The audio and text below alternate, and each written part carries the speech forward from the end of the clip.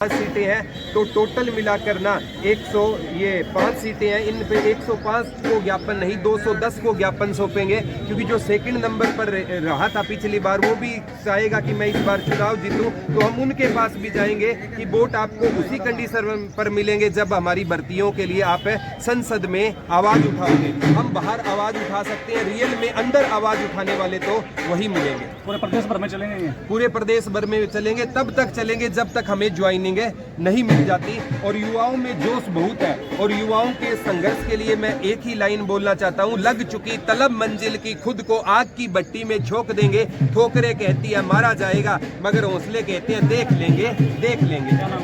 मैं एक अध्यापक हूं, प्रदीप कुमार, और हम फतेहाबाद में जरूरतमंद बच्चों के लिए फ्री ऑफ कॉस्ट गुरुकुल चलाने का काम करते हैं। सर जी, आपने एक नाम बताया, HSSC का नाम बदल के मतलब कुछ और टेक देना चाहिए। हाँ, हरियाणा स्टाफ सिलेक्शन कमीशन का नाम मैंने बदलकर हरियाणा सबसे शर्मसार कमीशन या सबसे स्लो कमीशन रख देना चाहिए। पहले युवाओं को प्रोटेस्ट करना पड़ता है कि एग्जाम लीजिए, एग्जाम हो जाए तो रिजल्ट के लिए प्रोटेस्ट करना पड़ता है, जब रिजल्ट आ जाए तो ज्वाइनिंग के लिए प्रोटेस्ट करना पड़ता है, और ज्वाइनिंग की फाइनल डेट आ जाए फिर भी भर्ती कोर्ट में चली जाती है, तो कोर्ट से बाहर निकलवाने के लिए प्रोटेस्ट करना पड़ता है। और यहाँ पर जो मातृ शक्ति आपको पता है किसी भी आंदोलन में गलत है, नहीं जाती। जहाँ पर ये आए तो वो आंदोलन सफल हुए बगैर नहीं रह सकता। ये देखो युवा है, युवा अगर रूठ गया तो 400 पार का सपना टूट गया। तो मेरी यही रिक्वेस्ट है कि बच्चों को इस बार ना रियल में जॉब की जरूरत है। इन्होंने आपको चुना है तो इस बार आप इनको रोजगार जरूर दीजिए। मतलब बड़ी मुश्किल होगा। मैं दिव्यांग बच्चों का सैल्यूट करता हूं, और ये बच्चे हैं ना, ये इतने जनूनी बच्चे हैं, जैसे शहीद उद्यम सिंह जनूनी थे, 21 साल बाद वो भूले नहीं, घर वाले भूल जाते हैं। तो मैं इनको सैल्यूट करता हूं। ये दिव्यांग आए हैं, ये युवाओं के लिए प्रेरणा का काम कर रहे हैं कि ये युवा है ना, हम आ सकते हैं तो आप क्यों नहीं आ सकते। और सरकार इनकी ओर जरूर देखेगी, ये हम आशा करते हैं। जब तक नहीं देखेगी तो हमारे प्रोटेस्ट चलते रहेंगे। सर, बीजेपी की सरकार में आपको रोड पे उतरना पड़ रहा है बेरोजगार युवाओं को, क्या वोट की चोट से आप इसका जवाब नहीं दे सकते? देखो, दो चीजें होती है। एक अध्यापक होने के नाते मैं हमेशा कहता हूं, चाहे आज यहाँ पर कांग्रेस की सरकार होती तो हम उनसे भी सवाल पूछते। हमारा सरकार से कोई लेना देना नहीं है, युवाओं को लेना देना होता है रोजगार से। अगर जो भी सरकार हमारी बात सुन, हम दिल खोल कर सपोर्ट करेंगे। अगर हमारी बात, हमें ही रोजगार नहीं दिया जाएगा, हमें सरकार से कोई मतलब नहीं है। सरकार चाहे कोई भी हो, युवाओं को केवल रोजगार से मतलब है। तो सरकार युवा बनाएंगे ना, बेरोजगारी को लेकर बनाएंगे, तभी तो आपको रोजगार के अवसर देगी सरकार। तभी तो मैं कह रहा हूं कि आज बेरोजगार युवा इकट्ठे हुए हैं। अगर सरकार इनकी बात को नहीं मानती, इनको अनदेखा करती है, तो ये सरकार को अनदेखा करेंगे। सरकार युवाओं के बेरोजगारी को लेकर अनदेखा करिए, आप उसको वोट की चोट दीजिए। तो वो वही तो बात है। तभी तो मैं कह रहा हूँ, अगर सरकार हमें अनदेखा कर रही है तो हम सरकार को अनदेखा करेंगे। ऊपर आपका क्लियर स्टैंड क्यों नहीं है कि बेरोजगार युवा बहिष्कार करेगा या वोट किसके पक्ष में करेगा, किसकी अपील करेंगे आप, वो क्यों नहीं करेंगे? मैं दोनों ही बातें कह रहा हूँ। अगर सरकार जो रोजगार देगी तो हम सरकार को वोट देंगे, अदरवाइज हम सरकार जो हमारे अभी आप देख रहे हैं लोकसभा प्रत्याशी जहां पर जा रहे हैं, किसान विरोध कर रहे हैं। और अगर आज इस महारैली के बारे में सरकार से पूछोगे ना, ये कहेंगे विपक्ष वाले यहाँ पर आए हुए हैं। जो भी सवाल पूछता है ना, वो विपक्ष का हो जाता है, या अंधभक्त हो जाता है, या देशद्रोही हो जाता है। तो मैं इनसे कहना चाहता हूँ, अगर आज आपने हमें अनदेखा किया तो कल को चुनाव में हम भी आपको अनदेखा करेंगे।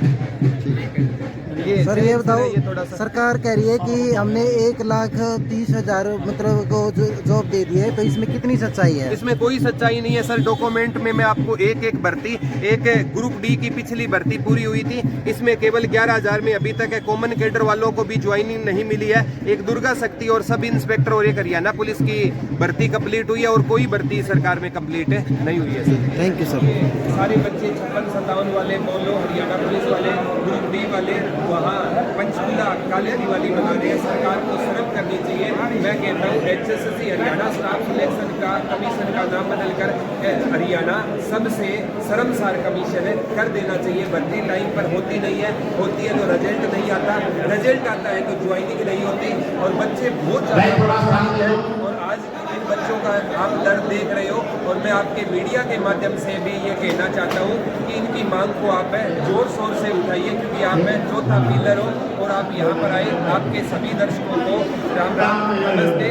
और इन बच्चों से यही कहना चाहता हूँ, जब तक हमारी ज्वाइनिंग नहीं होगी ना, तब तक हम यहाँ से जाएंगे नहीं। चाहिए संघर्ष कितना ही लंबा चले, हम आगे भी संघर्ष की लड़ाई को लड़ते रहेंगे। एक दिन में सफलता नहीं मिलेगी, लेकिन हम सफलता दिए बगैर नहीं जाएंगे।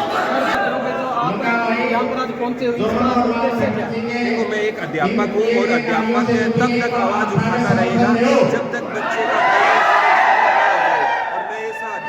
बच्चे फाइनल सिलेक्शन ले ले, उसके बाद शायद मिलूं भी ना, लेकिन जब वो संघर्ष कर रहे हैं तो उनके मैं सदा साथ रहूंगा सर। आज हम ज्ञापन देने का काम करेंगे और ज्ञापन देने के बाद है ना, युवाओं ने इकट्ठे होकर डिस्कस किया कि आगे हम फर्दर करेंगे सर। तो आज का प्रोग्राम आज ही समाप्त होगा, आगे चलेगा? आज यहाँ पर मतलब आगे की जो रूपरेखा तैयार की गई है, ये आंदोलन लंबा चलेगा।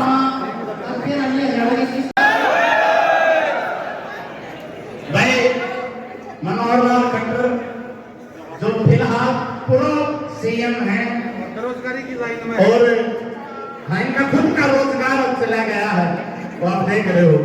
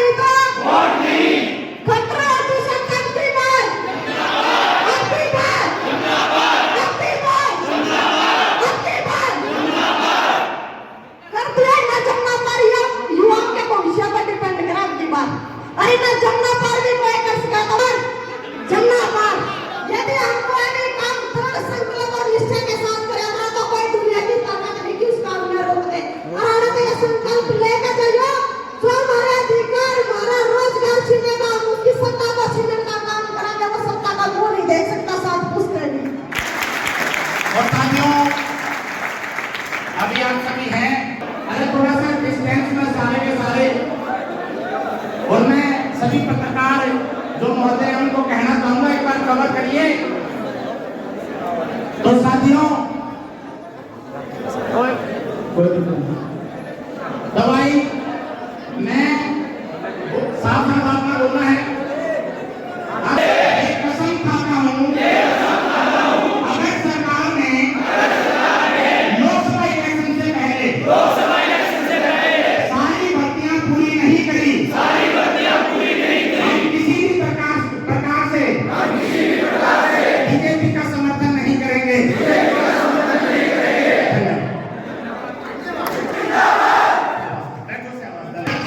बहुत नौकरी दी है, इतनी दी है, सारे कलेक्टर बैठे हैं। पिछले 5 साल में आपने क्या होगा? जुमले दे मैच जिम्मे दो सारी कही हुई पूरी नहीं ना आपने। आपने तो कई बार मोदी का किया 23 तारीख से 31 दिसंबर से आप लोगों को देखिए नौकरी ले आ जाए नौकरी कहने का क्या है जी, बिना डिग्री हो रहा है मैं नहीं बना नूटों में हाथ करो शुक्र है। हम सबकी एक ईमान, हम सबका एक इरादा।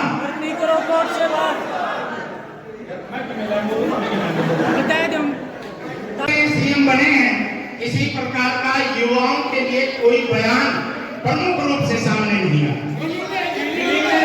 हाँ, उनका एवं उसका एक प्रदर्शन, एक संवाद कार्यक्रम हमने रख रखा है, वो भी आपको दिखावांगे।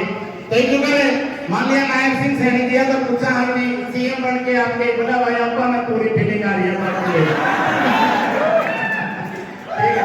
तो धीरे धीरे करके सारे आपके सामने होंगे, आपस में ये बात होंगी उसकी भी एक झलक आपने दिखावांगे, क्योंकि बार बार मतलब यार देखो गिर तो मैं बदनाम हूं कि मैं 56 स्थान हूं, मैं 5 नंबर आ रहा हूं, मैं ग्रुप डी में ज्वाइनिंग लेने आ रहा हूं, आप सारे बेरोजगार हो और सरकार ने सिस्टम ऐसा खराब कर दिया आज ज्यादा इन तो कई बार मुझे करेगा है अगली समस्या ना तो पहले कर पासा लेकर ले लो जी में और तो कसर आए बंदे में इतनी समस्या पैदा करो भाई, एक आधा बार तो मेरे ख्याल में सौरभ भी चला गया होगा, उसमें सोचा ओना ठीक है इस दुनिया का। खट्टर साहब ने भी बढ़िया बढ़िया बयान किए, बयान बढ़िया किए। भर्ती हो तो नहीं उस बात का मैं मेरा वो था मेरा है, यदि भर्ती हो जाती तो आना बने और हमें इकट्ठे होने और 1 साल तक 1.5 साल तक यूं तो हो रहा है कि लागन में हो रहा हूं, लेकिन लागा करके यह बात नहीं बस वो हो रहा है कि आप के समय नहीं रहते, लेकिन बात करनी नहीं देखती। हर रोज सवेरे बना के देखा मेरे वाले यूट्यूबर को कहते हैं। आज मेरे घर में कई जगह खबर चल रही थी कि 2-3 दिन में ज्वाइनिंग होना है, ज्वाइनिंग हो तो ना तुम खा के कराए दे दे दुर्बुढ़िया के दो, क्योंकि भाई मामला शांत करना है नहीं, मामला शांत तो नहीं होगा जब मैं बढ़िया बढ़िया से बताऊंगा भाई तड़केदार काम हो जाएगा, ईमेल तो रुपया मैं वो बना दूं भाई, ज्यादा टेंशन ना हो जाए 2 दिन में। बाकी हम सबकी एक ही नाम यार मैंने बनाना भूल गया वो भाई, सारे बेरोजगारी इकट्ठा हो गए, सरकार तक ये मैसेज पहुंचा दो कि बेरोजगार जिंदा है, मरिया को नहीं। इन हालात ऐसे पता लगाते हैं कि पूछो ना। बाकी घना बोला मैं इतने आदमी देखते मैं जा रहा हूं, ठीक है।